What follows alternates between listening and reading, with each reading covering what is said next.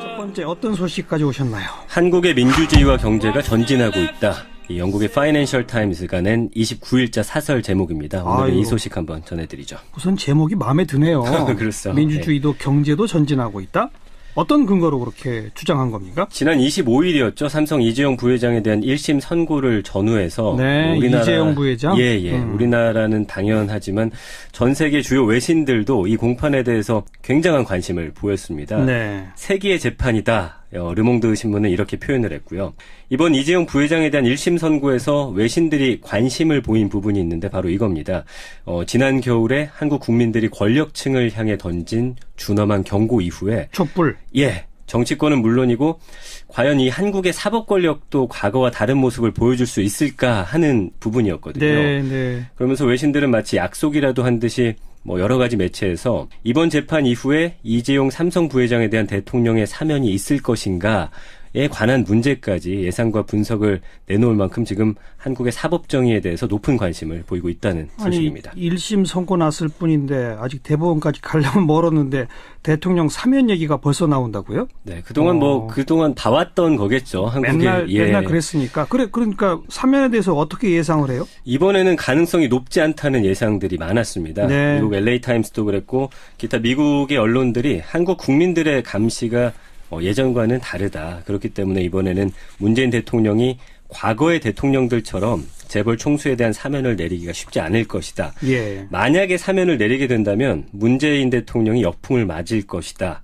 이런 예상을 하고 있습니다. 네. 바로 이렇게 깨어있는 시민들의 힘이 한국의 민주주의와 함께 경제까지 앞으로 전진하게 했다. 이게 앞서서 말씀드린 영국의 파이낸셜 타임스의 사설 내용입니다. 그 사설 내용 조금 더 자세히 전해주시면. 네, 한국의 정치 경제 분야의 가장 중요한 부인물, 그러니까 대통령과 삼성 총수를 법정에 세웠다라고 이 사설은 밝히면서 그렇죠. 보통 쿠데타나 정권 붕괴를 겪고 있는 국가의 경우에는 이런 상황이 발생하는 경우가 종종 있었는데 한국의 경우는 좀 다르다라는 거죠. 이게 국가 전복도 아니고 민주주의, 그러니까 시민의 힘으로 이렇게 됐다라는 데 좀 더 관심을 갖고 있었습니다. 이 사설을 보면은 박근혜 전 대통령과 이재용 삼성 부회장에 대한 재판이 독립적인 사법부에 의해서 진행이 되고 있는데 이건 지난 겨울 이 정실주의에 대항한 시민들의 평화시 이후에 생긴 일들이라는 거고요. 그렇죠. 파이낸셜 타임스는 만약에 과거 같았으면 삼성그룹이 막강한 영향력을 행사해서 아마도 지난주 이재용 부회장 유죄 판결 정도는 저지를 했을 것이다 라고 하면서 이런 평가를 했습니다. 오랫동안 정경유착으로 특정지어졌던 한국의 합법적인 무혈혁명이 시작된 것일 수도 있다라고요. 네. 합법적인 무혈혁명. 상당히 한국을 칭찬함과 동시에 과거 한국에 대해서 상당히 비판적인 그런 시각도 드러나네요. 그렇습니다. 그러면서 또 이 신문은 한국은 급속한 경제 성장과 민주주의가 함께 갈 수 있다는 것을 입증해 보인 나라다라고 하면서 그럼에도 불구하고 한국의 민주주의와 기업에 다시 활력을 불어넣고 또 민주주의와 기업이 적절한 거리를 유지하도록 만들기 위해서는 아직까지는 좀 갈 길이 멀다. 해야 할 일이 많이 남아있다. 이렇게 지적을 하고 있습니다. 해야 할 일 뭐를 지적하고 있나요? 두 가지로 정리를 합니다. 첫 번째는 재벌 기업을 꼽았습니다. 이 신문은 한국은 개도국 당시에 오너일가가 지배하는 대기업 중심으로 경제를 이끌면서 안정적인 리더십, 내부 재원, 그리고 경영 자원을 공유하면서 수출형 주도형 경제 아주 효과적인 결과를 얻었다라고 전제는 합니다. 그렇지만 이렇게 성공한 재벌 대기업들은 힘이 너무 세졌다라는 거죠. 그렇죠. 정부와 동등한, 심지어 더 우월한 지위를 갖게 됐고요. 한때 국가 성장을 주도했던 재벌이 이제 한국 사회의 기득권을 보호하는 장치가 되어버렸다. 이렇게 말을 하고 있는 겁니다. 이번에 삼성 뇌물죄 이런 게 대표적인 거 아니겠어요? 그렇습니다. 정치권의 대기업 자금 갈취 그리고 재벌의 소액주주들 착취 이런 고질적인 문제들은 이번 파이낸셜 타임스의 사설뿐만 아니라 많은 외신들이 우리나라 정실주의의 병폐로 지적을 하고 있는 부분이고요. 지난 28일자 미국의 블룸버그 통신도 코리아 디스카운트, 그러니까 한국 기업들이 국제시장에서 저평가되고 있는 원인에 대해서 이런 재벌 기업들의 불투명한 순환 출자망을 통한 경영 그리고 소액주주들의 이익보다는 자신들의 이익을 먼저 생각하는 이기주의 이런 데서 온 것이다 이렇게 지적을 했었거든요. 파이낸셜 타임스도 그렇습니다. 한국의 재벌은 오너 일가의 경영권 장악을 위해서 소액주주를 희생시키고 정치권의 뇌물을 공유한 혐의를 받고 있다. 음흠. 그러면서도 현재 한국 사회의 가장 큰 문제 중에 하나인 높은 청년 실업 문제 해소에는 나서지 않고 있다. 이렇게 꼬집었습니다. 청년 실업까지 또 연결을 시키는군요. 네. 파이낸셜 타임스의 보도를 보면 그래서 한국 청년들이 오래된 경제와 국정 질서를 근본적으로 변화시켜야 한다는 것을 알고 있는 것이다. 이렇게 설명을 하고 있습니다. 한국의 청년들이 경제 국정 질서 바꿔야 한다라고 하는 데에 표를 던진다. 그렇죠. 이것까지. 재벌개혁의 첫 번째 과제고 또 하나의 과제는 뭐라고 썼습니까? 두 번째는 이제 사법체계 독립성이 앞으로도 계속 보장을 받아야 한다는 겁니다. 예. 그래서 앞서 제가 이번 재판과 관련해서 약속이라는 듯이 거의 모든 주요 외신들이 이번 재판 이후에 대통령 사면이 적용돼서는 안 된다 이렇게 쓰고 있다고 말씀을 드렸었는데 네. 파이낸셜 타임스의 사설도 그 이야기를 하고 있습니다. 예. 이 신문은 이재용 부회장이 항소심에서도 유죄 판결을 만약에 받을 경우 그 부친이 2번이나 그랬던 것처럼 금융범죄에 대해 사면을 받아서는 안 될 것이다 라고 주장을 하고 있습니다. 네. 그러면서 이런 재벌개혁은 이미 문재인 대통령의 공약 사항이기도 하고 만약에 이 공약이 지켜지지 않는다. 그렇다면 50년간의 한국의 성공 스토리가 위험에 처하게 될 것이다. 대부분의 이제 사설들이 이렇게 논평을 하고 있습니다. 예. 파이낸셜 타임스 29일자 사설. 참 한국의 어떤 정치 전문가가 쓴 건 못지않게 굉장히 꿰뚫고 있죠. 그러니까 예. 말이에요. 그리고 북한이 일본 상공 날아가는 탄도미사일 쐈잖아요. 네, 그렇습니다. 여기에 대한 반응도 좀 정리해 볼까요? 여기에 대해서 일본의 모든 매체들이 일제히 보도를 했고 다양한 분석들이 나왔는데요. 예. 일본 매체에서 나온 여러 전문가들의 반응을 좀 소개를 해드리면 으흠. 우선 NHK 방송 뉴스에서는 한반도 문제 전문가인 히라이와 슌지 일본 난잔대학 교수가 출연을 했습니다. 예. 그러면서 이번에 북한의 도발에 대해서 한미연합훈련에 대한 항의의 성격이지만 관 방향이 아니라 동쪽 태평양을 향해서 쏜 것은 미국을 과잉 자극하지 않는 선에서 이 레드라인을 한번 탐색해 보려고 한 의도일 것이다 이렇게 분석을 했고요. 예, 예. 일본 상공을 날아가게 한 이유에 대해서는 일본이 최근 지금 북한과 대화할 때가 아니다라고 선을 긋고 있는 거에 대해서 일본에게는 경고, 미국은 너무 그렇게 자극하지 않는 선에서 이렇게 했다라는 겁니다. 예, 예. 그리고 니온TV 뉴스에서는 이토 토시유키 전 해상자위대 사령관이 출연을 했는데 북한이 이번에 평양에서 발사한 이유에 대해서 미국의 위성을 피하면서 사람들이 전혀 의심하지 않는 장소에서 발사하려고 했을 것이다라고 설명을 했고요. 예. 역시 같은 방송에서 이즈미 하지메 도쿄 국제대학 교수는 북한이 미국뿐만 아니라 한국의 문재인 정부와도 교섭을 시도할 가능성이 있다 이렇게 전망을 했습니다. 교섭을 시도할 가능성? 네. 예. TBS 뉴스에 출연한 언론인 츠보이 하사시는 북한의 미사일이 일본 상공을 통과한 것에 대해서 괌 포격으로 오해받지 않는 듯한 방향으로 발사를 했지만 언제라도 우리는 괌을 포격을 할 수 있다라는 가능성을 보여준 것이라고 또 평가를 했고요. 그렇죠. 직접적으로 미국을 자극하지 않는 듯한 아슬아슬한 곳을 노린 것이라고 하면서 이게 북한의 그동안에 해왔던 전통적인 스타일이다 이렇게 분석을 하고 있습니다. 일본의 전문가들 시각을 몇 가지 정리해 오셨네요. 자, 또 주목할 만한 보도 뭐가 있을까요?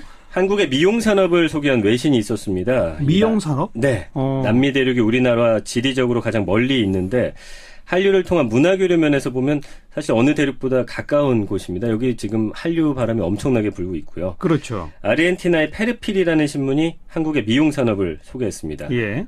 한국에서의 미용산업이 아주 중요한 부분이어서 이제는 국경을 넘어서 전 세계로 향하고 있다. 그러면서 이게 이곳 아르헨티나까지 도달했다면서 한국에서 제조된 제품들을 적극적인 이미지로 홍보한 결과 이제 서울이 동양의 미용과 유행의 수도로 탈바꿈하고 있다. 네. 이런 흥미로운 소식을 전하고 있습니다. 이게 K-팝이나 K-드라마 같은 한류 문화 콘텐츠가 퍼지면 그걸 즐겨보는 그 나라 사람들이 거기에 출연한 탤런트나 가수들의 얼굴을 보고 어떻게 저렇게 했을까? 그렇죠. 이러면서 미용산업하고 또 연결된다면서요? 맞습니다. 그러니까 예. 우리의 미용 화장 문화 중에 이 전 세계적으로 그런 식으로 해서 지금 유행을 하고 있는 게 있거든요. 뭡니까?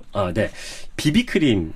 예, 비비크림. 예. 이게 원래는 독일에서 의학적 목적으로 개발이 된 건데 한국에서 이거를 피부 미용으로 활용을 하면서 일본, 중국에 영향을 주고 이제는 전 세계인들이 한국식 비비크림을 활용하고 있다. 예. 이런 보도입니다.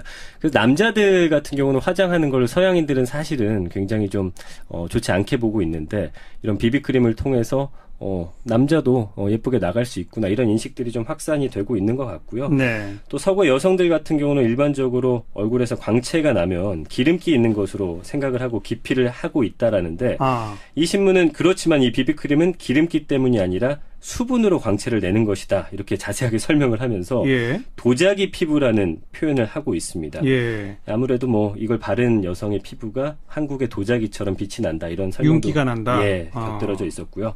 하지만 그게 다가 아니라 한국 여성들은 일상적으로 5개 이상의 제품을 바르는데 하하. 그렇게 많이 바르는데도 자연스러운 룩을 연출한다 하면서 어떤 화장술까지도 예. 관심을 보이고 있는 모습이었습니다. 화장품을 많이 바르는데 마치 안 바른 것처럼 연출한다. 네. 이런 게 외국에는 없는데 한국에는 있다. 그렇죠. 그래요. 이게 이제 이렇게 재밌게 소개를 했습니다. 이런 화장법에 대해서 과즙 메이크업, 숙취 메이크업 이런 연출법이 있는데 과즙 메이크업, 숙취 메이크업. 그러니까 뭐 숙취 메이크업은 어떤 거냐면은 볼터치를 눈 바로 밑에 해가지고 마치 술을 마신 듯한 얼굴이 된다고 해서 약간 발그스레하게 이렇게 볼빨간 뭐 그런 그렇죠. 거 말이죠. 볼터치 예. 같이 하는 거고요. 예. 이렇게 메이크업을 하면은 좀 어려 보이게 된다라고 소개를 하고 있습니다. 예. 이제 여기에 강조하고 싶은 것을 골라서 추가로 바르면 완성이 되는데 최근 유행은 이제 입술을 강조하는 것이다라고 하면서 한국의 화장술을 또 소개를 했고요. 네. 이렇게 복잡한 절차를 거쳐서 비로소 한국식 메이크업이 완성이 되는데 이 긴 작업을 통해서 완성된 얼굴은 역설적이게도 화장은커녕 마치 잠에서 방금 깬 듯한 얼굴을 만드는 것이다 라고 소개를 하고 있습니다. 잠에서 방금 깬 듯한 얼굴을 만드느라고 여러 가지를 바르는 복잡한 화장을 한다. 굉장히 외국인들이 볼 때 흥미로운 희한하네요. 사실이겠죠. 예. 네. 오늘 여기까지 할까요? 수고하셨습니다. 고맙습니다. 네, 밖에서 본 한국이었습니다. 빅 커뮤니케이션의 전민기 팀장이었어요. 합법적인 무혈혁명. 뭐 상당히 한국을 칭찬함과 동시에 과거 한국에 대해서 상당히 비판적인 그런 시각도 드러나네요. 그렇습니다. 그러면서 또 이 신문은 한국은 급속한 경제 성장과 민주주의가 함께 갈 수 있다는 것을 입증해 보인 나라다라고 하면서 그럼에도 불구하고 한국의 민주주의와 기업에 다시 활력을 불어넣고 또 민주주의와 기업이 적절한 거리를 유지하도록 만들기 위해서는 아직까지는 좀 갈 길이 멀다. 해야 할 일이 많이 남아있다. 이렇게 지적을 하고 있습니다. 해야 할 일 뭐를 지적하고 있나요? 2가지로 정리를 합니다. 첫 번째는 재벌 기업을 꼽았습니다. 예. 이 신문은 한국은 개도국 당시에 오너일가가 지배하는 대기업 중심으로 경제를 이끌면서 뭐 안정적인 리더, 기타 미국의 언론들이 한국 국민들의 감시가 예전과는 다르다. 그렇기 때문에 이번에는 문재인 대통령이 과거의 대통령들처럼 재벌 총수에 대한 사면을 내리기가 쉽지 않을 것이다. 예. 만약에 사면을 내리게 된다면 문재인 대통령이 역풍을 맞을 것이다. 이런 예상을 하고 있습니다. 네. 바로 이렇게 깨어있는 시민들의 힘이 한국의 민주주의와 함께 경제까지 앞으로 전진하게 했다. 이게 앞서서 말씀드린 영국의 파이낸셜 타임스의 사설 내용입니다. 그 사설 내용 조금 더 자세히 전해주시면. 네, 한국의 정치 경제 분야의 가장 중요한 부인물, 그러니까 대통령과 삼성 총수를 법정에 세웠다라고 이 사설은 밝히면서 그렇죠. 보통 쿠데타나 정권 붕괴를 겪고 있는 국가의 경우에는 이런 상황이 발생하는 경우가 종종 있었는데 한국의 경우는 좀 다르다라는 거죠. 이게 국가 전복도 아니고 민주주의, 그러니까 시민의 힘으로 이렇게 됐다라는 데 좀 더 관심을 갖고 있었습니다. 이 사설을 보면은 박근혜 전 대통령과 이재용 삼성 부회장에 대한 재판이 독립적인 사법부에 의해서 진행이 되고 있는데 이건 지난 겨울 이 정실주의에 대항한 시민들의 평화시 이후에 생긴 일들이라는 거고요. 그렇죠. 파이낸셜 타임스는 만약에 과거 같았으면 삼성그룹이 막강한 영향력을 행사해서 아마도 지난주 이재용 부회장 유죄 판결 정도는 저지를 했을 것이다 라고 하면서 이런 평가를 했습니다. 오랫동안 정경유착으로 특정지어졌던 한국의 합법적인 무혈혁명이 시작된 것일 수도 있다라고요. 네. 준엄한 경고 이후에 촛불. 예. 정치권은 물론이고 과연 이 한국의 사법 권력도 과거와 다른 모습을 보여줄 수 있을까 하는 부분이었거든요. 네. 그러면서 외신들은 마치 약속이라도 한 듯이 뭐 여러 가지 매체에서 이번 재판 이후에 이재용 삼성 부회장에 대한 대통령의 사면이 있을 것인가에 관한 문제까지 예상과 분석을 내놓을 만큼 지금 한국의 사법 정의에 대해서 높은 관심을 보이고 있다는 소식입니다. 1심 선고 났을 뿐인데 아직 대법원까지 가려면 멀었는데 대통령 사면 얘기가 벌써 나온다고요? 네, 그동안 그동안 봐왔던 거겠죠. 한국에 맨날 그랬으니까. 그러니까 사면에 대해서 어떻게 예상을 해요? 이번에는 가능성이 높지 않다는 예상들이 많았습니다. 네. 미국 LA 타임스도 그랬고. 첫 번째 어떤 소식 가져오셨나요? 한국의 민주주의와 경제가 전진하고 있다. 이 영국의 파이낸셜 타임스가 낸 29일자 사설 제목입니다. 오늘은 이 소식 한번 전해드리죠. 우선 제목이 마음에 드네요. 그렇죠. 민주주의도 경제도 전진하고 있다? 어떤 근거로 그렇게 주장한 겁니까? 지난 25일이었죠. 삼성 이재용 부회장에 대한 1심 선고를 전후해서 네, 이재용 부회장. 예. 우리나라는 당연하지만 전 세계 주요 외신들도 이 공판에 대해서 굉장한 관심을 보였습니다. 네. 세기의 재판이다. 르몽드 신문은 이렇게 표현을 했고요. 이번 이재용 부회장에 대한 1심 선고에서 외신들이 관심을 보인 부분이 있는데 바로 이겁니다. 지난 겨울에 한국 국민들이 권력층을 향해 던진